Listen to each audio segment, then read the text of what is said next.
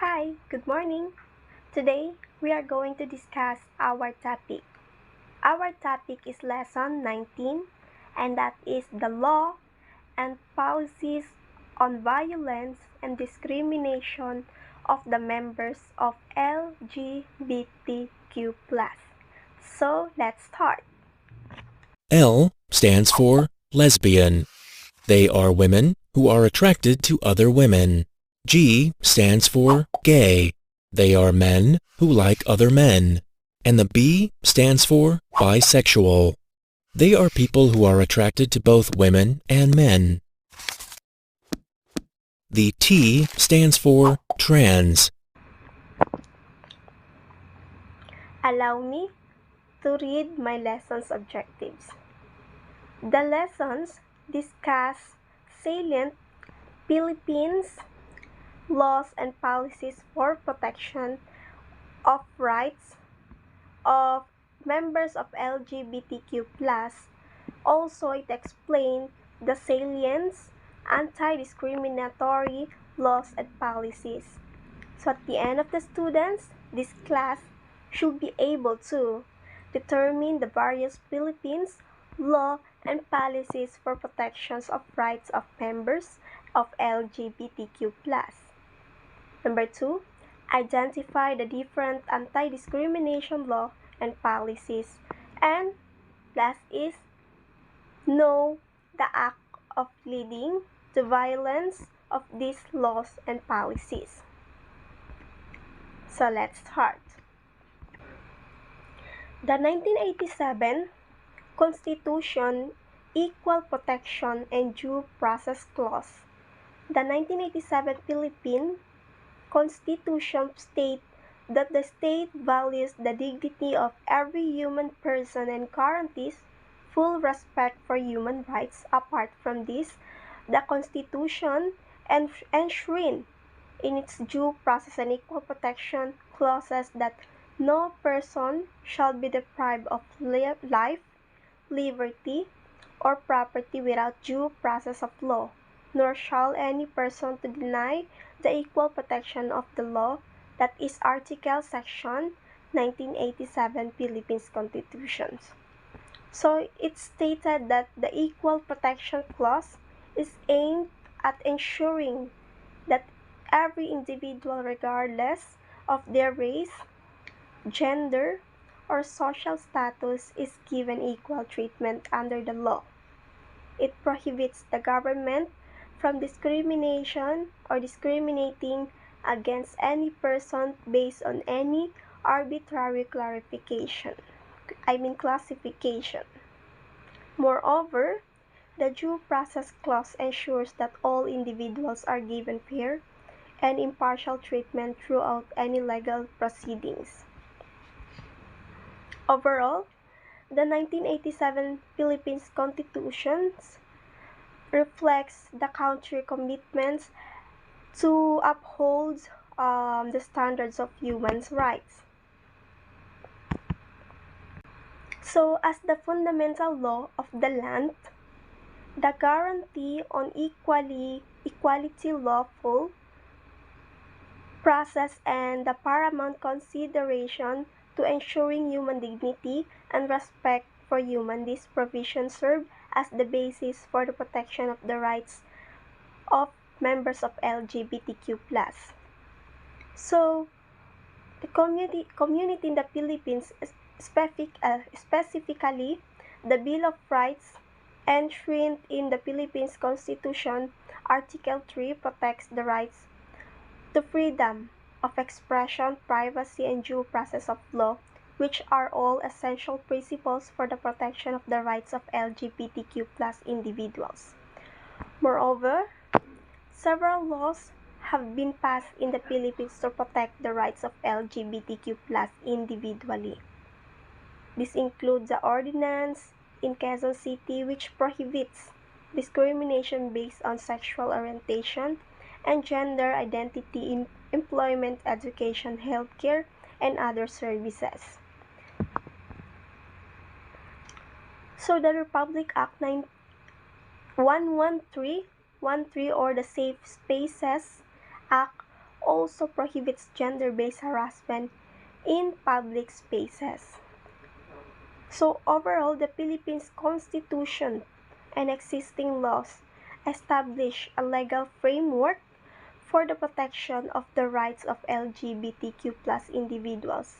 However, more efforts are needed to ensure that these laws are fully implemented and that the rights of LGBTQ plus individuals are upheld in all respect of life.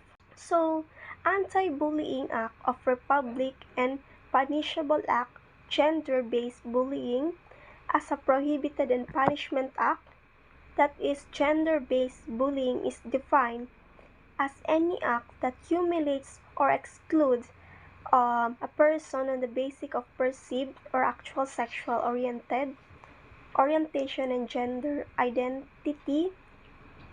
That is Republic Act number 10627. It stated that gender-based bullying is a prohibited and punishable act under the Anti-Bullying Act of Republic of the Philippines. So that law, or this law, aims to protect the students and individuals from all forms of bullying, including gender-based bullying. So gender-based bullying can take on many forms such as verbal attacks, physical harassment, and inclusion. So this kind of bullying can cause severe emotional distress and harm to the victim, leading to long-term psychological effects. So, under the Anti-Bullying Act, any person who commits gender-based bullying can be held criminally liable and may face punishment.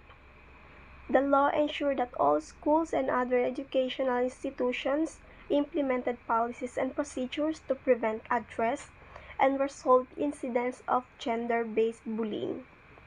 Furthermore, schools are required to create a safe and healthy environment for all students, where they can learn, thrive, and develop their full potential regardless of their gender identity or sexual orientation. So, the conclusion of this, gender-based bullying is a serious offense that can cause significant harm to the victim. The Anti-Bullying Act of the Republic of the Philippines aims to protect individually from all forms of bullying, including gender-based bullying, and provides punitive measures against the perpetrators.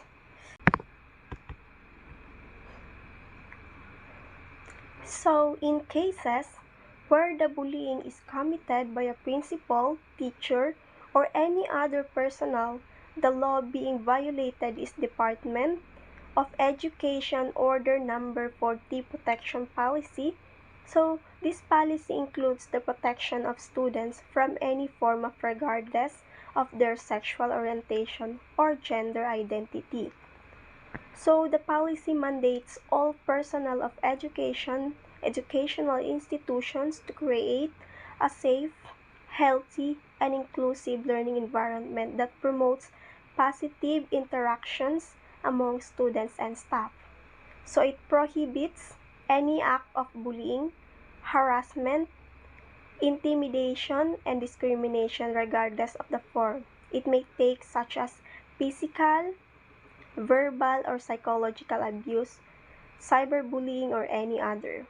So the policy also provides a clear process for reporting and addressing incidents of bullying, including the establishment of a grievance mechanism for victims or witnesses of bullying to file complaints and receive appropriate legal assistance and counseling.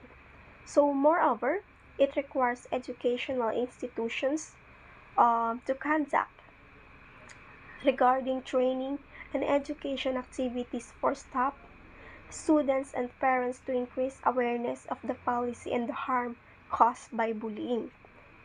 And also the Department of Education Order Number 40 Protection Policy is vital in ensuring the protection of students' rights and safety in the educational settings. So it emphasizes the needs for schools to promote a safe and inclusive learning environment where students can learn and grow without fear of bullying or discrimination.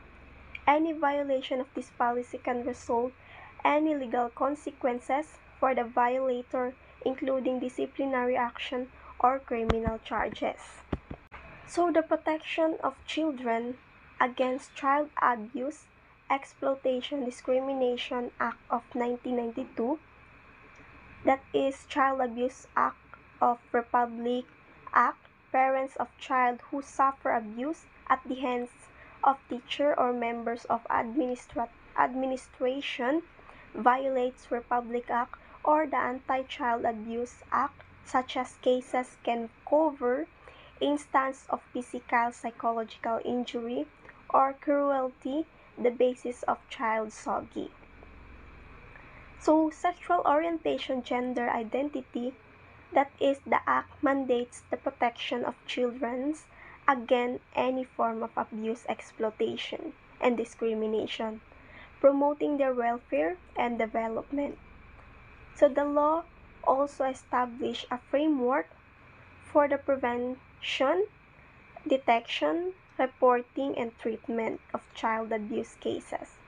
It includes provisions on mandates, reporting of abuse, counseling services of victims, and the creation of a comprehensive data of child abuse cases. So under the Special Protection of Child Against Child Abuse, Exploitation, Discrimination Act, so any person found guilty child abuse will face imprisonment and fines. It also provides protection to children who are witnesses or victims of abuse, ensuring their safety and confidentiality during legal proceedings. Furthermore, the Act recognizes the importance of addressing the needs of children who belong to marginalized or vulnerable sectors, such as those who are living in poverty, those with disability, and those who are victims of armed conflicts. So the overall of Special Protection of Children Against Child Abuse, Exploitation, Discrimination Act of 1992 is a significant step forward to promoting child rights and preventing child abuse in the Philippines.